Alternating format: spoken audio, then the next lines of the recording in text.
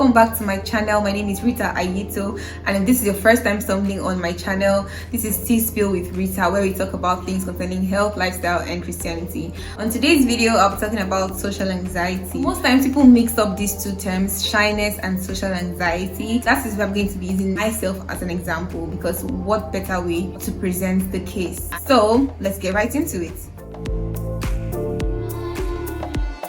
I had a pretty great childhood. I was friendly, I was carefree. I don't know if that was just the advantage of being a child, but in my teen years I noticed some differences. Things just took a whole different turn, and specifically in high school, or as you would say secondary school, I had so many embarrassing moments. There were times where I felt, constantly judged, constantly criticized, and I always had this need to keep my head low, avoid the spotlight. I mean, I could be in class and maybe a teacher asks a question. I could know the answer to that question, but I would rather just sit down and just not draw attention to myself. Even just merely sitting down on my seat, I'm always so uncomfortable. I'm always are people staring at me? I didn't want people to know that I existed. So I developed this habit of always changing numbers, because I feel when I get a new number, I have to start afresh, and everybody move on with their lives. I remember this time back then in uni when I went to a supermarket in school and I wanted to get something from there. Leaving, I've gotten everything I need.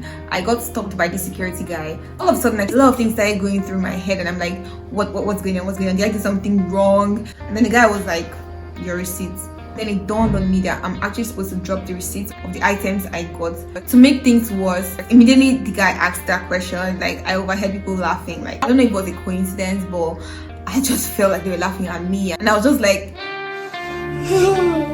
if this ground could open up right now, let me just jump in and then cover up. I would be pretty much grateful, but apparently that did not work. I dreaded that day, because the courage it took me to even go to the supermarket was even another thing. So that's just basically some of the examples I have. At what point do you think that this is shyness, and at what point do you think this is social anxiety disorder? So we're going to actually dissect today social anxiety and shyness.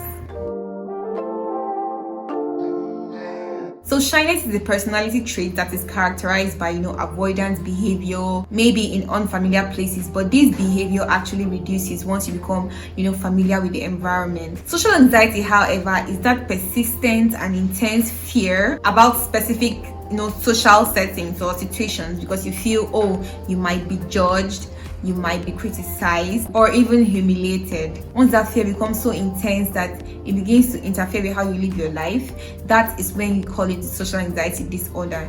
People also call it social phobias. Now, how can you differentiate social anxiety from shyness? People with social anxiety are terrified of any form of judgment. So whatever it is that they're doing, try to make it perfect so that there is no room for judgment. While people that are shy do not have that fear of judgment. I mean, they might be worried, but then they are not scared of being judged. For social anxiety, no matter how many times they are being exposed to that situation, they still feel that anxiety. While shyness, it goes away after a while. Okay, let's say you're hanging out with strangers and you're just dreading that day, but then once you hang out with those people and then you become familiar with them, that's anxiety, it reduces gradually. But for social anxiety, no matter how many times you've gotten it, and they've even gotten it to people, they still get anxious every time they want to face those people. People with social anxiety, they have some symptoms, physical symptoms, like their palms are sweaty, their heart is racing, gastrointestinal problem, lightheadedness. It might even get to the point where they start having panic attacks.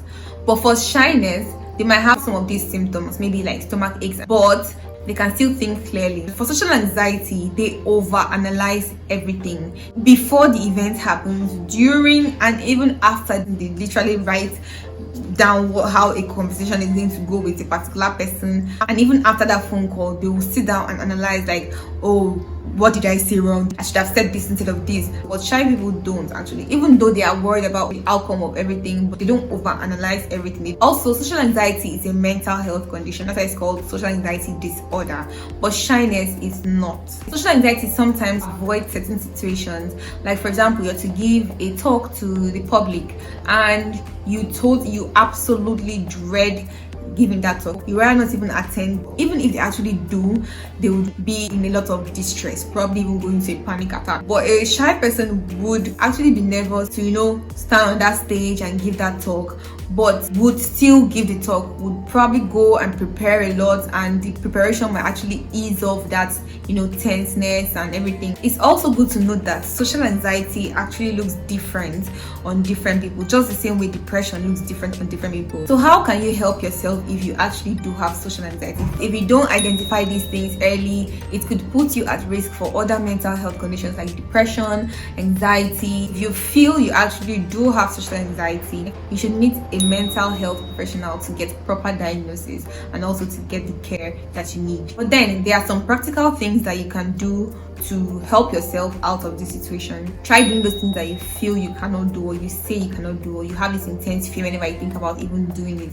If it is to speak up at that meeting, speak up at that meeting. Say your mind, say your contribution. It might not actually turn out as bad as you think. It might not even turn out bad at all, but you can't know if you don't try it. Push yourself to do those things that you feel are causing you this anxiety and an intense fear of judgment. If it is possible, you can find social groups that that will make you feel loved, make you feel accepted. It's not a bad thing to actually be suffering from something like this. You can struggle with this for years, so the best thing is actually to seek for help. It's not going to just disappear at once, it's gradual. So now that I have been able to differentiate between the social anxiety and shyness, what do you guys think? The case presented, is it me being shy or social anxiety? Let me know in the comment section. We have come to the end of this video. Thank you so much for watching it to this point. I really do appreciate it.